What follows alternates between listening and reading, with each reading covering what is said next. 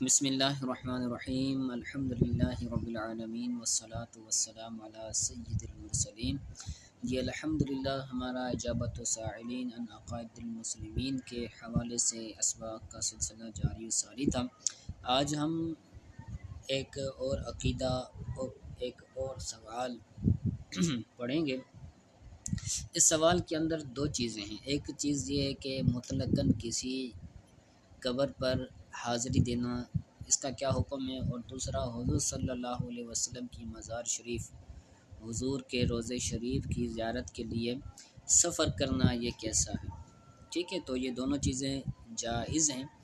پہلی جو چیز ہے کسی مزار پر حاضر ہونا، چاہے وہ کسی بزرگ کی ہو،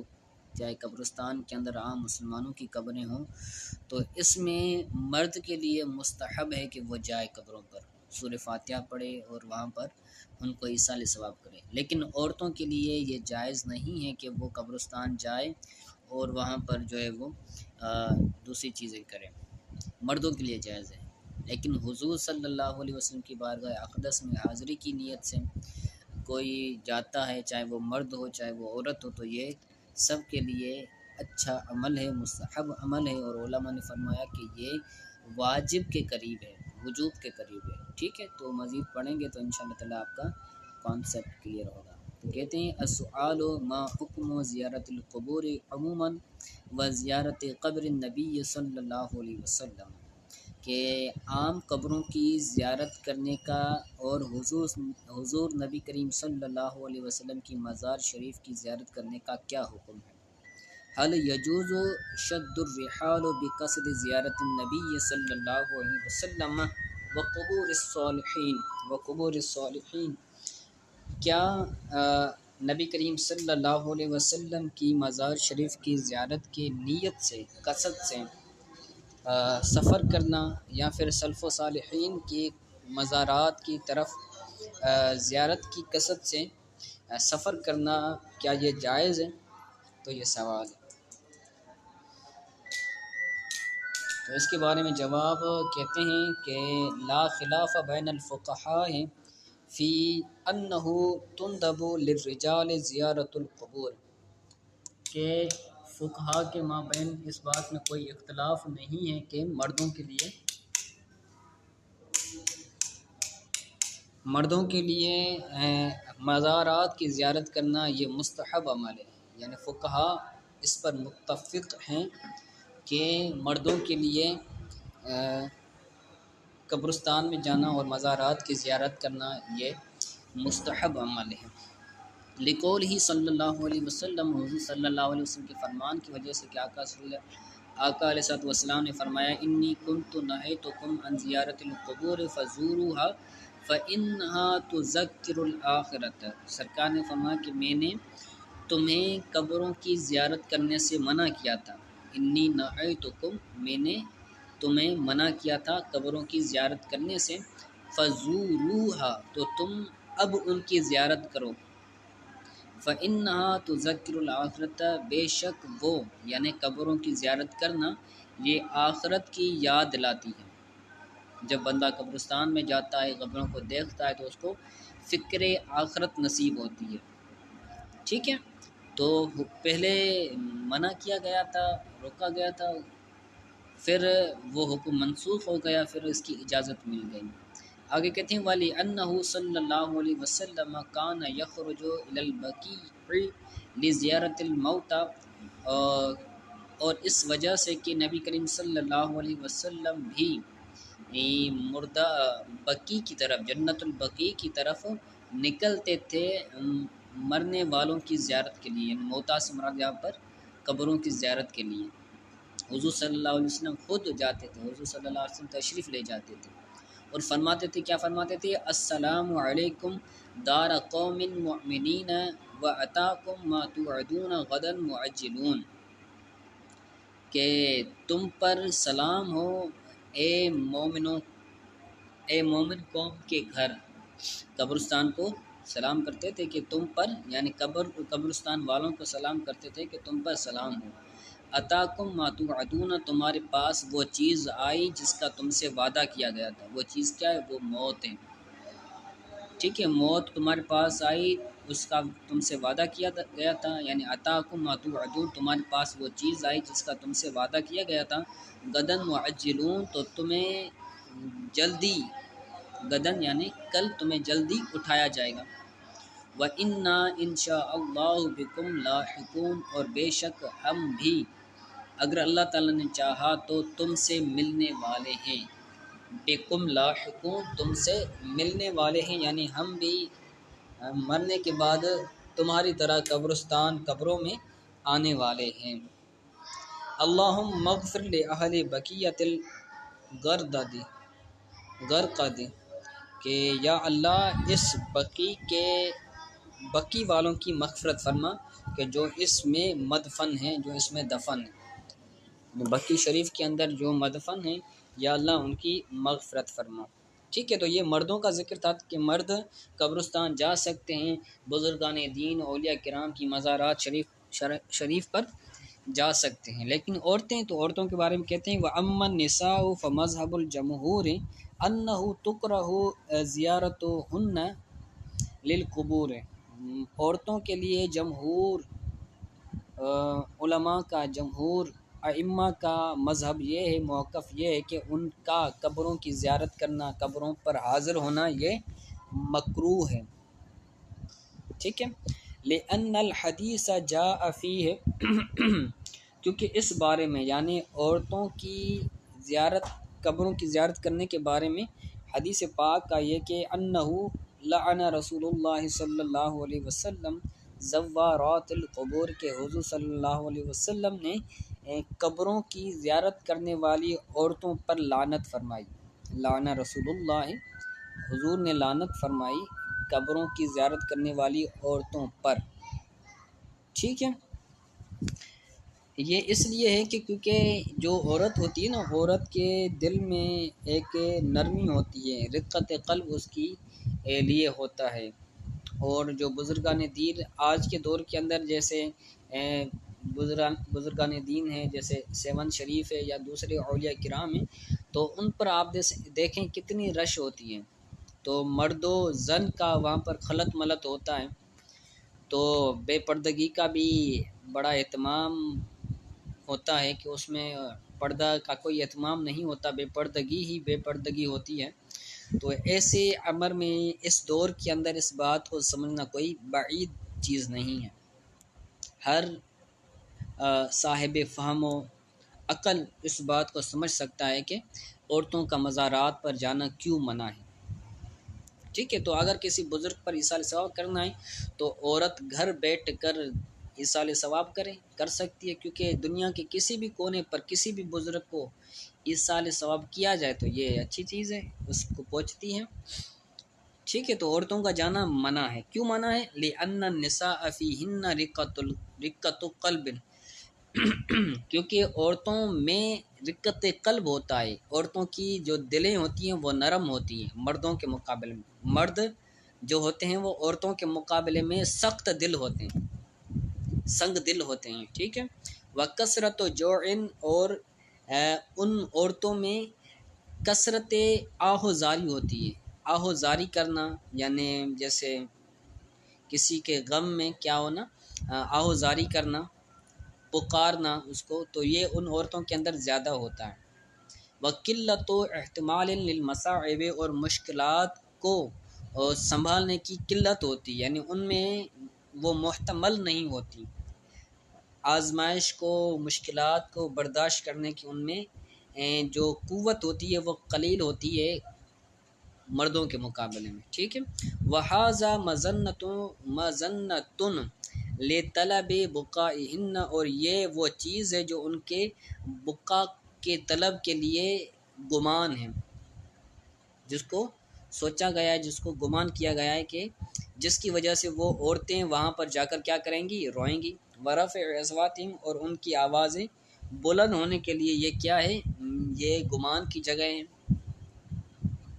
عورتیں وہاں جائیں گی، اپنی عزیز و اقارب، اپنی والدہ کی مزار پر جائے گی، اپنے والد کی مزار پر جائے گی، تو کیا ہوگا، ان کی دل نرم ہو جائے گی، پھر وہ رونا شروع ہو جائیں گی، وہ اپنی آواز کو بلند کرنا شروع ہو جائیں گی، تو یہ پھر ستر نہیں رہے گا۔ ٹھیک ہے، وَأَمَّا زیارت، یہ ایک چیز ہو گئی۔ اب دوسری چیز حضور پرنو صلی اللہ علیہ وسلم کی مزار شریف کی زیارت کے لیے سفر کرنا، تو اس کے بارے میں کہتے ہیں وَأَمَّا زِيَارَةُ قَبْرِ النَّبِيِّ صلی اللہ علیہ وسلم وَشَدُّ الرِّحَالِ إِلَيْهِ فَمِنْ اعظم المندوبات بل اقرب الی الواجبات۔ بہرحال نبی کریم صلی اللہ علیہ وسلم کی مزار شریف کی زیارت کرنا اور حضور کی مزار شریف کی طرف سفر کرنا، شد الرحال کا یہاں پر جو مطلب ہوگا عام فہم وہ یہی ہوگا سفر کرنا، حضور کی مزار شریف کی طرف سفر کرنا، تو یہ اعظم مندوبات میں سے ہیں، بڑے مستحب چیزوں میں سے ہیں، ٹھیک ہے۔ بل اقرب الی الواجبات، بلکہ حضور کی مزار پر حاضر ہونا یہ واجب ہونے کے زیادہ قریب ہے، ٹھیک ہے۔ وقد یخطئ بعض الناس فی فہم حدیث لا تشد الرحال الا الی ثلاثۃ مساجد، مسجد الحرام ومسجد ھذا والمسجد الاقصی۔ اور بعض لوگوں نے اس حدیث پاک کو سمجھنے میں خطا کی ہے، غلطی کی ہے، انہوں نے اس حدیث کے مفہوم کو نہیں سمجھا، اس حدیث کو سمجھنے میں ان سے غلطی واقع ہوئی ہے۔ وہ حدیث کیا ہے؟ وہ حدیث یہ کہ سرکار نے فرمایا کہ تم میں سے کوئی بھی بندہ سفر نہ کرے مگر 3 مسجدوں کی طرف، مسجد حرام کی طرف، میری اس مسجد کی طرف یعنی مسجد نبوی کی طرف، اور مسجد اقصی کی طرف یعنی مسجد اقصی، مسجد نبوی، مسجد حرام، ان تینوں کی طرف بندہ سفر کر سکتا ہے، ان کے علاوہ کسی اور جانب سفر ہی نہیں کر سکتا، ٹھیک ہے۔ تو یہ حدیث کو سمجھنے میں لوگوں سے غلطی واقع ہوئی، اور جنہوں نے اس حدیث کو بغیر سمجھے یہ حکم لگایا کہ بھئی حضور کی مزار پر حاضر ہونا یہ جائز نہیں ہے، حرام ہے، فَيَسْتَدِلُّونَ بِهِ عَلَى تَحْرِيمِ شَدِّ الرِّحَالِ لِزِيَارَةِ النَّبِيِّ صلی اللہ علیہ وسلم۔ حضور صلی اللہ علیہ وسلم کی مزار شریف کی زیارت کے لیے سفر کرنے کی حرمت پر انہوں نے اس دلیل سے، اس حدیث سے کیا کیا ہے؟ استدلال کیا ہے۔ حضور کی مزار شریف کی زیارت کے لیے سفر کرنے کی حرمت پر انہوں نے اس حدیث سے دلیل لیا ہے، استدلال کیا ہے، اور انہوں نے وَيَعْتَبِرُونَ أَنَّ السَّفْرَ بِذَلِكَ سَفْرُ مَعْصِيَةٍ، اور انہوں نے یہ گمان کیا ہے کہ اس طرح سفر کرنا یہ گناہ ہے، ان سفر بذالک، حضور کی مزار شریف کی زیارت کے لیے سفر کرنا یہ گناہ کا سفر ہے، معاذ اللہ، العیاذ باللہ، ٹھیک ہے۔ تو یہ بد عقیدہ لوگ ہوتے ہیں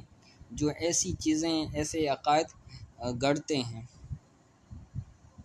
وَهَذَا الْاِسْتِدْلَالُ مَرْدُودٌ، یہ استدلال جو انہوں نے دلیل لی ہے یہ بالکل باطل ہے، لِأَنَّهُ مَبْنِيٌّ عَلَى فَهْمٍ بَاطِلٍ، کیونکہ یہ استدلال باطل مفہوم پر، باطل سمجھ پر کیا ہے؟ مبنی ہے۔ سیانے فرماتے ہیں نا کہ برتن میں جو ہوتا ہے وہی ٹپکتا ہے، ٹھیک ہے۔ تو اگر محبت دل میں ہوگی، عشق دل میں ہوگا، تو کبھی بھی صاحب عشق و فہم محبت والا بندہ یہ حکم نہیں لگا سکتا، برخلاف اس بندے کے جس کی دل میں ہی خباثت ہو، غلاظت ہو، تو وہ پھر ایسے احکامات متفرع کرتا ہے، ٹھیک ہے۔ تو ان کا یہ استدلال کیا ہے؟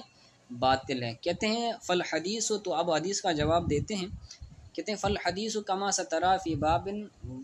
والاستدلال فی باب آخر، بہرحال جو حدیث ہے تو جس طرح آپ نے دیکھا کہ وہ ایک اعتبار سے، فی باب یعنی ایک باب میں ایک اعتبار سے، اور جو انہوں نے استدلال لیا ہے وہ دوسرے باب سے ہے یعنی دوسرے اعتبار سے ہے، حدیث ایک چیز کے بارے میں اور انہوں نے دلیل جو ہے وہ دوسری چیز کے لیے ہے۔ وَبَيَانُ ذَلِكَ هُوَ أَنَّ قَوْلَهُ لَا تُشَدُّ الرِّحَالُ إِلَّا إِلَى ثَلَاثَةِ مَسَاجِدَ جَاءَ عَلَى الْأُسْلُوبِ الْمَعْرُوفِ عِنْدَ اللُّغَوِيِّينَ بِأُسْلُوبِ الاستثناء، کہ جو حضور کا فرمان ہے کہ لا تشد الرحال إلى الا الی ثلاثۃ مساجد، یہ حضور کا فرمان یہ جو اہل لغت کی یہاں معروف اسلوب ہوتا ہے تو اس معروف اسلوب پر یہ حدیث آئی ہے۔ حضور کا فرمان اہل لغت کے یہاں جو مشہور معروف اسلوب ہے اس اسلوب پر یہ کیا حدیث پاک آئی ہے، بے بے بے اسلوب الاستثناء، اور وہ اسلوب کیا ہے؟ استثناء کا اسلوب ہے۔ وہذا یقتضی وجود مستثنی و مستثنی منہ، اور وہ یہ اسلوب تقاضا کرتا ہے مستثنی اور مستثنی منہ کے ہونے کا، کہ اس کلام کے اندر مستثنی بھی ہوگا، مستثنی منہ بھی ہوگا، اور کلمہ استثناء تو ہوگا ہی ہوگا۔ تو کہتے ہیں فالمستثنی هو ما کان بعد الا، تو جو الا کے بعد ہو اس کو مستثنی کہتے ہیں۔ والمستثنی منہ هو ما کان قبلہ، جو مستثنی منہ ہوتا ہے اور مستثنی منہ وہ اس الا سے پہلے ہوتا ہے، اور وہ مستثنی منہ وہو اما مذکور او مقدر، اور وہ مستثنی منہ یا تو مذکور ہوگا، ذکر ہوگا، یا پھر پوشیدہ ہوگا۔ وہذا مقرر و معروف فی کتبنا، اور یہ بات ثابت شدہ ہے اور کتب نحو میں، نحو کی کتابوں کے اندر مشہور ہے۔ ٹھیک ہے، آگے کہتے ہیں وَإِذَا نَظَرْنَا إِلَى هَذَا الْحَدِيثِ وَجَدْنَا أَنَّهُ قَدْ جَاءَ فِيهِ التَّصْرِيحُ بِذِكْرِ الْمُسْتَثْنَى، تو جب ہم نے اس حدیث کی طرف غور و فکر کیا، اس حدیث میں ہم نے غور و فکر کیا تو ہم نے پایا کہ یہ اس حدیث کے اندر مستثنی کا ذکر موجود ہے، اس حدیث کے اندر مستثنی کا ذکر موجود ہے۔ وہ مستثنی کیا ہے؟ وَهُوَ قَوْلُهُ إِلَى ثَلَاثَةِ مَسَاجِدَ، ثلاثۃ مساجد، إِلَى ثَلَاثَةِ مساجد، یہ کیا ہے؟ یہ مستثنی ہے، کیونکہ یہ اللہ کے بعد ہے، جو اللہ کے بعد ہو وہ کیا ہوتا ہے؟ مستثنی ہوتا ہے، اور جو اللہ سے پہلے ہو وہ مستثنی منہ ہوتا ہے۔ وَلَمْ يَأْتِ ذِكْرُ الْمُسْتَثْنَى مِنْهُ، لیکن اس حدیث کے اندر مستثنی منہ کا ذکر نہیں آیا۔ فَلَا بُدَّ إِذًا مِنْ تَقْدِيرِهِ، تو اب اس وقت اب اس کا مقدر ہونا ضروری ہے۔ جب ذکر نہیں ہے تو ذکر نہیں ہے تو پھر اب کیا ہوگا؟ وہ محذوف ہوگا، پوشیدہ ہوگا۔ ٹھیک ہے، مستثنی کیا ہے؟ مستثنی ثلاثۃ مساجد ہے، کلمہ استثناء الا ہے، تو اس سے پہلے مستثنی منہ کیا ہوگا؟ مقدر ہوگا، محذوف ہوگا، پوشیدہ ہوگا۔ وقد وجدنا بحمد اللہ فی السنۃ النبویۃ من طریق روایات المعتبرۃ ما فیہ تصریح بالمستثنی منہ، اور تحقیق ہم نے الحمدللہ، بحمد اللہ، الحمدللہ ہم نے حضور صلی اللہ علیہ وسلم کی سنت میں جو معتبر روایات کی طریق سے حضور کی سنت میں ہم نے پایا ہے، کیا پایا ہے؟ ما فیہ تصریح، وہ روایات پائی ہیں کہ جس میں مستثنی منہ کی تصریح ہے۔ اللہ کی تعریف سے، اللہ تعالیٰ کی حمد سے ہم نے وہ بعض معتبر روایات کی طریق سے حضور کی سنت میں ایسی روایات پائی ہیں کہ جس میں مستثنی منہ کا ذکر ہے۔ اس حدیث میں جو پیچھے ماقبل میں اوپر گزری اس کے اندر تو مستثنی منہ کا ذکر نہیں تھا، لیکن بعض ایسی روایات آئی ہیں کہ جن میں مستثنی منہ کا ذکر موجود ہے، اور وہ روایات ذکر کریں گے۔ کہتے ہیں فَمِنْهُ مَا أَخْرَجَهُ الْإِمَامُ أَحْمَدُ مِنْ طَرِيقِ شَهْرِ بْنِ حَوْشَبَ، تو ان میں سے وہ روایت ہے کہ جس کو امام احمد نے شہر بن حوشب کے طریق سے روایت کیا ہے۔ شہر بن حوشب یہ راوی ہے، ان کے طریق سے روایت کیا ہے۔ وہ کہتے ہیں کہ میں نے ابو سعید سے سنا، قال سمعت ابا سعید وذکرت عنده الصلاۃ فی الطور، کہتے ہیں کہ میں نے ابو سعید سے سنا اور میں نے ان کے یہاں جبل طور پر نماز پڑھنے کے حوالے سے ذکر کیا کہ کیا وہاں پر نماز پڑھ سکتے ہیں، تو انہوں نے یعنی ابو سعید خدری رضی اللہ تعالیٰ عنہ نے کہا کہ میں نے رسول اللہ انہوں نے کہا کہ سرکار صلی اللہ علیہ وسلم نے فرمایا کہ لا ينبغي للمطی ان تشد رحالہ الی مسجد یبتغى فیہ الصلاة غیر المسجد الحرام، کہ حضور نے فرمایا کہ کسی بھی سفر کرنے والے کے لیے کرنے والے پر یہ لازمی طور پر یہ لازم نہیں ہے کہ وہ سفر کرے کسی مسجد کی طرف اس لیے کہ اس میں نماز پڑھیں، یبتغی فیہ الصلاۃ، کہ اس میں نماز پڑھی جائے، کسی بھی مسجد کی طرف اس نیت سے سفر نہ کریں کہ اس میں اس میں نماز پڑھی جائے، ٹھیک ہے، غیر المسجد الحرام، مسجد حرام کے علاوہ، و مسجد الاقصی، مسجد اقصی کے علاوہ، و مسجدی ھذا، اور میری اس مسجد کے علاوہ، یعنی مسجد نبوی کے علاوہ۔ تو اب اس میں کیا ہے، اب اس میں الا استثناء موجود ہے، غیر یہاں پر کیا ہے، یہ الا کی معنی میں ہوگا، اور اس سے مراد پیچھے کیا ہے، مسجد موجود ہے، ٹھیک ہے۔ تو حضور صلی اللہ علیہ وسلم نے مسجد کی طرف جو ہے وہ سفر کرنے سے منع فرمایا کہ کسی بھی مسجد کی طرف نماز پڑھنے کے لیے بندہ سفر نہ کرے، کیونکہ یہاں پر مقصد کیا ہے کہ تمام جو نمازیں ہیں نا، تمام جو مسجدیں ہیں نا، ان میں جو بندہ نماز پڑھے گا تو تمام مسجدوں میں ثواب اس کو برابر ملے گا۔ اگر کوئی بندہ ایک شہر کی مسجد میں، پاکستان کی کسی مسجد میں نماز پڑھتا ہے تو اس کو وہی ثواب ملے گا جس کو اس کو انڈیا کے کسی شہر میں، ہندوستان کے کسی شہر میں بیٹھے مسجد کے اندر کوئی بندہ نماز پڑھتا ہے تو اس کو بھی سیم ہی ثواب ملے گا، کم زیادہ نہیں ملے گا۔ تمام مسجدیں ثواب کے اعتبار سے برابر ہیں سوائے 3 مسجدوں کے، ان میں اگر پڑھے گا تو زیادہ ثواب ملے گا۔ تو حضور نے اس اعتبار سے منع کیا کہ نماز پڑھنے کی نیت سے کوئی بندہ دور دور تک سفر نہ کرے۔ اگر کوئی اور نیت ہے، کوئی بزرگ ہو، کوئی عالم دین ہو، کوئی صحبت ہو، کوئی حلقہ ہو کہ وہاں پر دین سیکھے گا بندہ، علم سیکھے گا بندہ، جیسے اعتکاف کے لیے فیضان مدینہ کے اندر لوگ جاتے ہیں کراچی کے اندر، تو یہ جائز ہو جائے گا، کیونکہ وہاں پر غرض کیا ہوگا، وہاں پر غرض ہوگی علم دین حاصل کرنا، صحبت حاصل کرنا، تو وہاں پر جائز ہو جاتا ہے، ٹھیک ہے۔ آگے امام ابن حجر عسقلانی علیہ رحمہ کے حوالے سے کہتے ہیں، وقال الحافظ ابن حجر کہ امام ابن حجر عسقلانی نے فرمایا کہ وشہر حسن الحدیث، کہ جو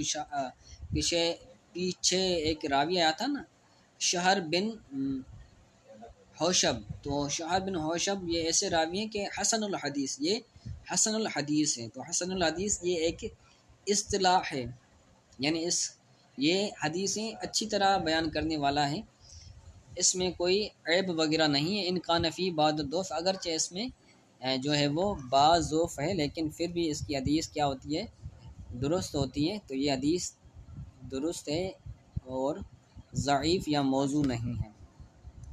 ٹھیک ہے۔ تو یہ اس حدیث سے بعض لوگوں نے غلط چیز سمجھی تھی تو اس کی انہوں نے وضاحت کر دی۔ تو آج کے لیے اتنا سبق کافی ہے، اس کو اچھی طرح سے یاد کیجیے گا اور دعا میں بھی یاد کیجیے گا، ٹھیک ہے۔ السلام علیکم ورحمۃ اللہ وبرکاتہ۔